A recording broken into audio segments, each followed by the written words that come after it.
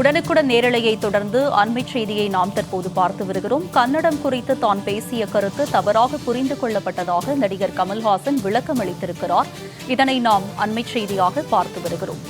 கன்னடம் குறித்து தான் பேசிய கருத்து தவறாக புரிந்து கொள்ளப்பட்டதாக நடிகர் கமல்ஹாசன் விளக்கம் அளித்திருக்கிறார். கன்னடம் குறித்து தான் பேசிய கருத்து தவறாக புரிந்து கொள்ளப்பட்டதாக நடிகர் கமல்ஹாசன் விளக்கம் அளித்திருக்கிறார். இதனை நாம் அண்மை செய்தியாக பார்த்து வருகிறோம். இந்த விவகாரத்தில் கர்நாடக உயர்நீதிமன்றம் நடிகர் கமல்ஹாசனுக்கு பல்வேறு கேள்விகளை எழுப்பியிருந்த நிலையில் கன்னடம் குறித்து தான் பேசிய கருத்து தவறாக புரிந்து கொள்ளப்பட்டதாக நடிகர் கமல்ஹாசன் விளக்கம் அளித்திருக்கிறார்.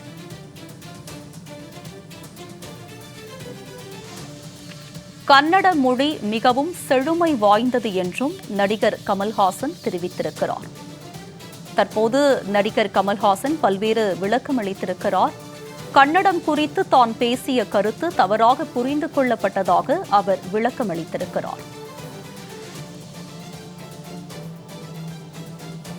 கன்னடம் குறித்து கருத்து தவறாக புரிந்து கொள்ளப்பட்டதாக நடிகர் கமல்ஹாசன் விளக்கம் அளித்திருக்கிறார். அதனை நாம் அண்மை செய்தியாக பார்த்து வருகிறோம். இந்த விவகாரத்தில் கர்நாடக உயர்நீதிமன்றம் நடிகர் கமல்ஹாசனுக்கு பல்வேறு சரமாரி கேள்விகளை எழுப்பியிருந்த நிலையில் தற்போது அவர் விளக்கம் அளித்திருக்கிறார்.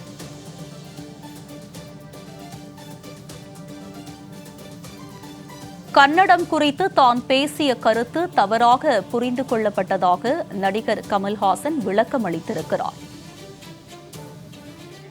இது பற்றிய கூடுதல் விவரங்களோடு இணைக்கிறார் எமது சிறப்பு செய்தியாளர் யோகேஸ்வரன். அவரிடம் விவரங்களை கேட்டு பெறலாம். யோகேஸ்வரன், நடிகர் கமல்ஹாசன் தற்போது ஒரு விளக்கம் அளித்திருக்கிறார். இது பற்றிய விரிவான விவரம்.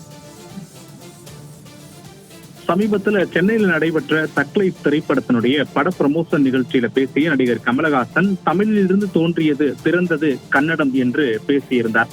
இந்த கருத்திற்கு கன்னடக திரையுலகம் மட்டுமின்றி கன்னடக திரைப்பட வர்த்தக சபை உள்ளிட்ட பலரும் தங்களுடைய கடுமையான கண்டனங்களை தெரிவித்திருந்த நிலையில நடிகர் கமலஹாசன் நடிப்பில் ஜூன் 5ஆம் தேதி வெளியாக இருக்கக்கூடிய தக்லைஃப் திரைப்படத்தை திரையிடுவதற்கு கர்நாடக திரைப்பட வர்த்தக சபை என்பது புறக்கணிக்க முடிவு செய்திருந்தார்கள். இந்த நிலையிலே இன்று காலை இந்த வழக்கின் விசாரணை கூட நம்ம சில மணி நேரங்களுக்கு முன்பாக செய்தியாக கூட வெளியிட்டிருந்தோம். கர்நாடக உயர்நீதிமன்றம் பல்வேறு கேள்விகளை எழுப்பியதோடு மன்னிப்பு கேட்பது மட்டும்தான் இந்த விவகாரத்துல முடிவு. எனவே 2:30 மணிக்குள்ளாக கமலஹாசன் தன்னுடைய நிலைப்பாட்டை தெரிவிக்கப்பட வேண்டும், இல்லை என்றால் நீதிமன்றமே இந்த விவகாரத்துல ஒரு உத்தரவை பிறப்பிக்கும் என்று கூறியெல்லாம் வழக்கை பிற்பகல் 2:30 மணிக்கு ஒத்திவைத்திருக்கிறார்கள்.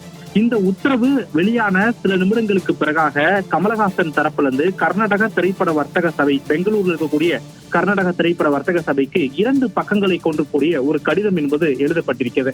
அந்த கடிதத்துல நடிகர் கமலஹாசன் என்ன தெரிவித்திருக்கிறார் என்றால், கடந்த மாதம் 30ஆம் தேதி தமிழிலிருந்து பிறந்தது கன்னடம் என்று தான் பேசியது தவறாக புரிந்து கொள்ளப்பட்டிருக்கிறது என்பதை முதல் விளக்கமாக தெரிவித்திருக்கிறார்.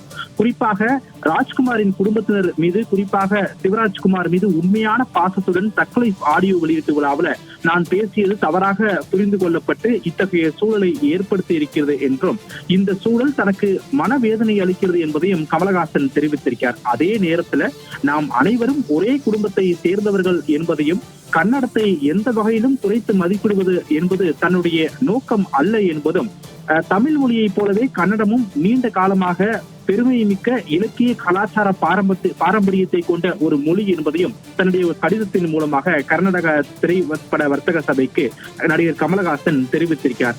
மேலும் இந்த தெளிவான ஒரு விளக்கத்தை கர்நாடக திரைப்பட வர்த்தக சபைக்கு நான் வழங்க வேண்டும் என்று முடிவு செய்திருக்கேன்.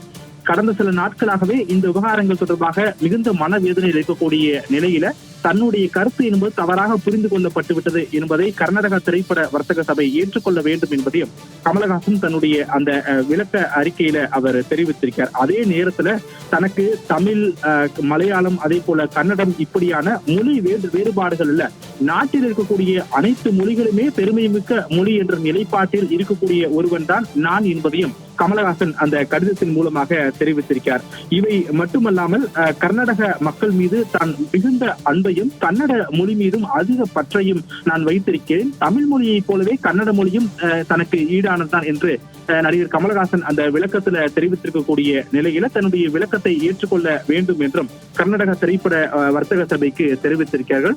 அதே நேரத்துல கர்நாடக மக்கள் மீதும் அதன் மொழி மீதான இந்த நீட்டித்த பாசம் வெளிப்படக்கூடிய வகையிலே இந்த அறிக்கை என்பதை தான் எழுதுகிறேன் என்பதையும் கமலஹாசன் தெரிவித்திருக்கிறார். இந்த நிலையில இன்னும் சற்று நேரத்தில் பிற்பகல் 2:30 மணிக்கு இந்த வழக்கு விசாரணை மீண்டும் கர்நாடகா உயர்நீதிமன்றத்தில் நீதிபதி நாகபிரசன்ன அமர்வுல விசாரணைக்கு வரும்போது கர்நாடக திரைப்பட வர்த்தக சபை தரப்பில் ஆஜராயிருக்கக்கூடிய வழக்கறிஞர் இந்த நிலைப்பாட்டை தெரிவிக்கப்படக்கூடிய பட்சத்தில் இந்த வழக்குடைய அடுத்த கட்ட முடிவுகள் தெரியவரும் என எதிர்பார்க்கப்படுகிறது. தற்போது இருக்கக்கூடிய சூழல்ல கர்நாடக உயர்நீதிமன்றம் இந்த விவகாரத்துல மன்னிப்பு கேட்க வேண்டும் என கூறியிருந்த நிலையிலே தற்போது கர்நாடக திரைப்பட வர்த்தக சபைக்கு நடிகர் கமலஹாசன் 2 பக்கங்களை கொண்ட அந்த விளக்க கடிதத்தை எழுதி குறிப்பிடத்தக்க ஒன்று.